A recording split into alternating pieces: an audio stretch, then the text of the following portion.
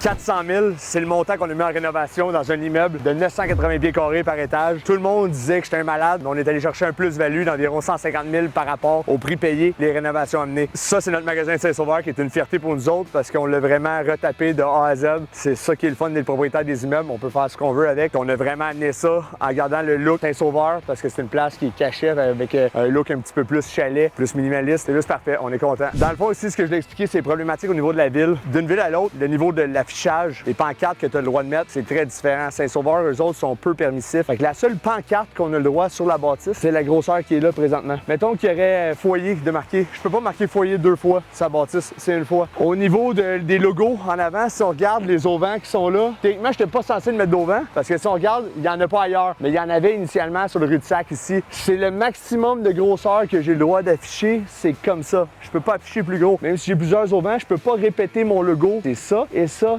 that's it. Fait qu'il faut que du bord de la rue, tu puisses voir cette micro-pancarte-là. Fait que oui, il y a de l'éclairage, mais c'est ridicule. Après ça, ils se demandent pourquoi que des fois, les commerces, ils pourraient en arracher. C'est impossible d'avoir une chance qu'Internet existe parce que tu vois pas la pancarte. Dans le fond, ici, nous autres, on a acheté la bâtisse, l'immeuble, il y a un peu plus d'1 an. On a fait tous les travaux complets. On a tout refait au complet. C'est une bâtisse qui est comme dans les outlets de Saint-Sauveur. C'est pas une place qui est super grande. On aurait voulu acheter le local à côté, sauf qu'il y avait un locataire. On a offert un montant compensatoire pour pouvoir réussir, mais il était pas ouvert à l'idée. On est dans l'unité, la seule unité qu'il y avait un sous-sol à l'époque, c'est l'ancien rue de Sac ici. Quand on rentrait, là, les plafonds étaient à cette hauteur-là. Fait que les plafonds, il y avait comme 7 pieds 8 à peu près, qui étaient vraiment écrasants. Donc, on rentrait dans une place qu'on veut montrer des beaux produits, des foyers, des produits de luxe, dans un espace écrasé. Je trouvais que ça se faisait pas, je trouvais ça trop écrasant. On a tout arraché, la structure des plafonds et des planchers qui étaient ici. La raison pourquoi on a des vitres au plancher, c'est que quand il y a un étage plus bas à aller voir, le monde n'a pas tendance à descendre plus bas, à moins que ça soit vraiment ouvert, que la cage d'escalier soit ouverte ou qu'il y ait des vitres qui font en fonction que tu puisses y aller. Sauf que là, ce niveau-là, tout le monde rentre, tout le monde regarde et voit les foyers en bas. Souvent, le monde, ils comprennent même pas c'est quoi le Sorcom. Nous autres, on a créé ça, cet espace-là, pour pouvoir vraiment pousser le monde à descendre et venir en bas dans le sous-sol, qu'on a d'autres appareils en fonction. On a les encastrables au gaz qui sont là. Les encastrables au bois, dans le fond,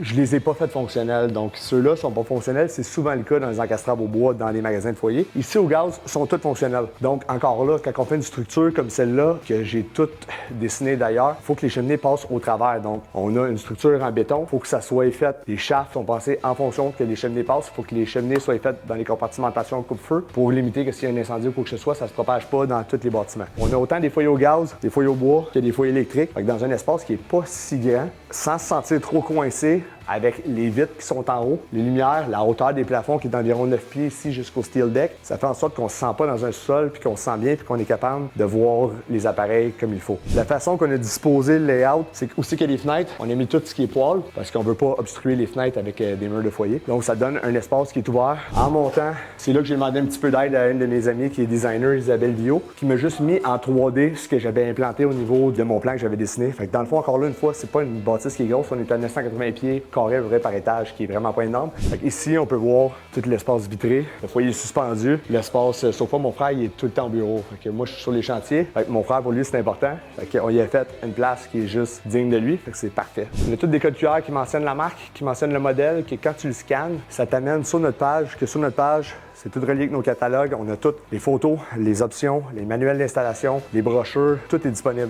Mais moi, je suis dans la construction et je m'intéresse à tout. Pas juste seulement le foyer, je m'intéresse à ce que soit la structure, l'apparence, les fenêtres, l'isolation, tout au complet. Fait ici, on l'a fait au complet. Fait qu'on a désossé la bâtisse au complet. On est allé enlever tout l'isolant. On a refait tout le tie-back. Il y a beaucoup de poutres qu'on a refait. En venant mettre la structure d'acier, il a fallu faire des foutines pour supporter le poids parce que ça pèse un poids énorme. C'est tout du béton coulé à grandeur sur un steel deck. Avec l'insertion des verres, ça peut amener beaucoup de fissures qui se créent. Il y en a 2-3, malheureusement, le béton, c'est souvent ça. Sauf que le look, au final, je trouve que c'est génial. Puis je trouve que l'effet des fenêtres, ça change vraiment, vraiment, vraiment tout.